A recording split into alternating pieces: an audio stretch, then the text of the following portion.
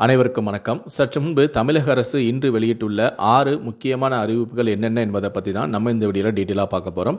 So முடிந்த அளவுக்கு இந்த வீடியோவை ஸ்கிப் பண்ணாமல் முழுமையாக பாருங்கள். இந்த வீடியோக்குள்ளே போகிறதுக்கு முன்னாடி இந்த வீடியோக்கு ஒரு லைக் பட்டனை ப்ரெஸ் பண்ணிடுங்க. நீங்கள் இது வரைக்கும் என்னோட சேனலை சப்ஸ்கிரைப் பண்ணாமல் இருந்தீங்கன்னா மறக்காமல் சப்ஸ்கிரைப் பண்ணிக்கோங்க. கூடவே அந்த பெல் சிம்லையும் மறக்காமல் கிளிக் பண்ணிக்கோங்க. சரி, வாங்க இப்போ நம்ம வீடியோக்குள்ளே போகலாம். முதல் அறிவிப்பு: விழுப்புரம் மாவட்டத்தில் பள்ளி மற்றும் கல்லூரிகளுக்கு 5ஆம் தேதி விடுமுறை அறிவிக்கப்பட்டுள்ளது.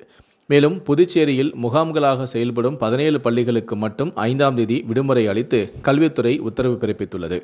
இரண்டாவது அறிவிப்பு: விழுப்புரம், கடலூர் மற்றும் கள்ளக்குறிச்சி மாவட்டங்களில் பெஞ்சல் புயலால் பெய்த கனமழையால் பாதிக்கப்பட்ட மக்களுக்கு தமிழ்நாடு அரசால் போர்க்கால அடிப்படையில் நிவாரண உதவிகள் வழங்கப்பட்டு வருகிறது என தமிழக அரசு அறிவிப்பொன்றை வெளியிட்டுள்ளது.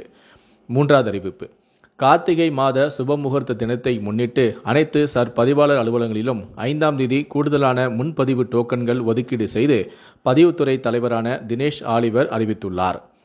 நான்காவது அறிவிப்பு: திருவண்ணாமலை மாவட்டத்தில் பெஞ்சல் புயல் பாதிப்பு காரணமாக உயிரிழந்த மின்சார வாரிய ஊழியரின் குடும்பத்திற்கு 5 லட்சம் ரூபாய் நிதியுதவி வழங்கிட முதலமைச்சரான மு.க.ஸ்டாலின் உத்தரவு பிறப்பித்துள்ளார். ஐந்தாவது அறிவிப்பு: நாகூர் ஆண்டவர் கந்தூரி விழாவின் முக்கிய நிகழ்வான சந்தன பூசும் வைபவத்தை முன்னிட்டு நாகை மாவட்டத்தில் உள்ள அரசு அலுவலகங்கள் மற்றும் கல்வி நிறுவனங்களுக்கு வருகிற 12ஆம் தேதி உள்ளூர் விடுமுறை அளித்து மாவட்ட கலெக்டரான ஆகாஷ் உத்தரவிட்டுள்ளார். இந்த விடுமுறையை ஈடு செய்யும் விதமாக 21ஆம் தேதி சனிக்கிழமை வேலை நாளாகவும் அறிவிக்கப்பட்டுள்ளது. ஆறாவது அறிவிப்பு: இன்றே கடைசி நாள். முதல்வர் மருந்தகம் அமைக்க விண்ணப்பங்கள் வரவேற்பு.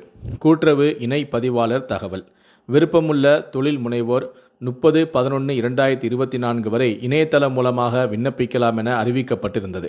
இந்த நிலையில்தான் தொழில் முனைவோரின் நலன் கருதி 5ஆம் தேதி வரை இணையதளம் மூலமாக விண்ணப்பிக்கலாம் என கால அவகாசம் அளிக்கப்பட்டிருந்தது.